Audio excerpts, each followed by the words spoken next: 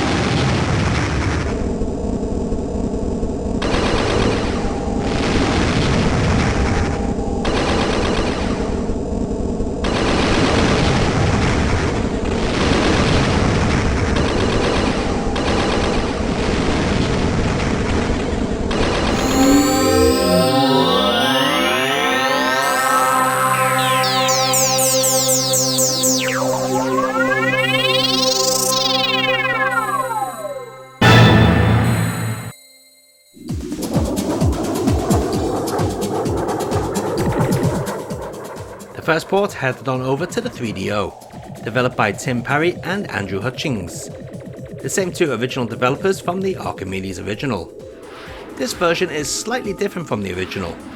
One of the biggest changes is that the world map is now 3D, not 2D as in the Acorn Archimedes version. Also, to upgrade the ship, the player must now collect a series of 3D shapes after blowing up certain objects. In the Acorn version, the player collects and spends money on ship upgrades. Another difference is that the player can blast away paths through mountain ranges with the laser. Also, you'll notice that this 3DO version doesn't contain any fog, but just wait until you see the following versions. Sadly, the controls in this port are very much like the original, meaning they are not very good.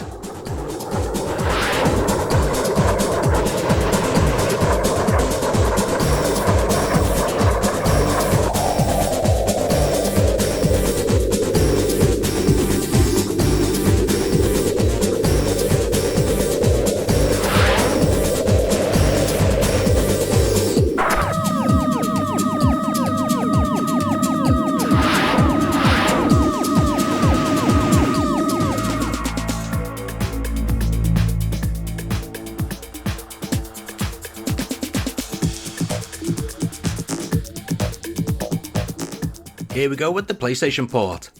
Straight away you can tell two things that were not in the 3DO version: warping textures and fog. The general land and buildings also seem less detailed than the 3DO version, but I would say it moves a little smoother in some areas, but not all. I am happy to report that the controls have been reworked somewhat, making them less twitchy than the original and 3DO version. Possibly because the original developers of the Acorn and the 3DO versions were not involved. The controls still have that odd feel where you can't really power through a turn, but at least now keeping your craft stable is more likely. In some ways this is an improvement over the 3DO version, but purists may prefer the 3DO over this one.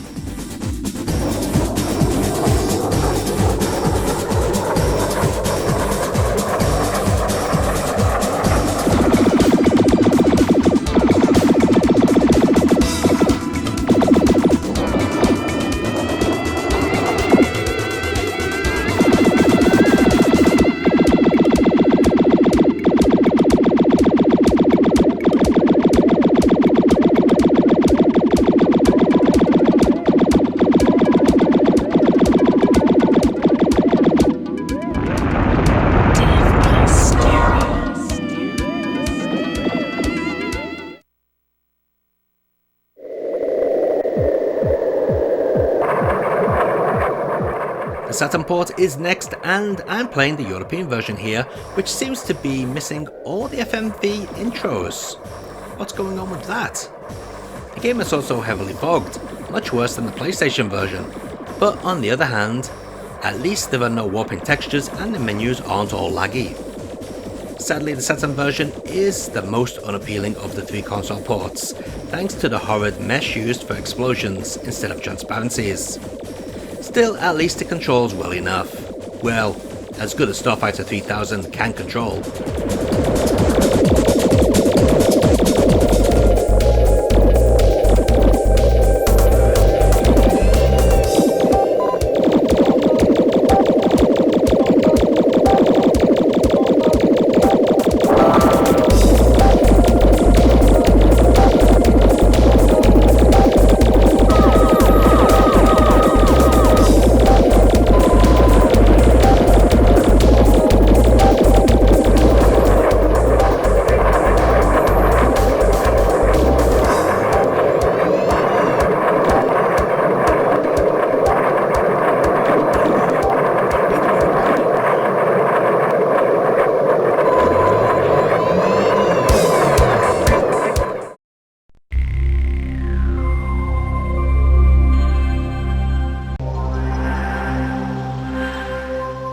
Finally, we have the DOS release, which came with 3D effects support via a patch.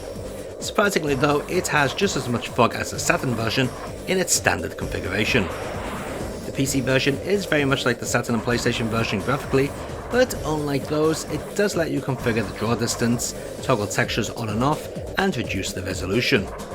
Sadly for some, the controls have not improved at all, but those who enjoy the original will still be happy.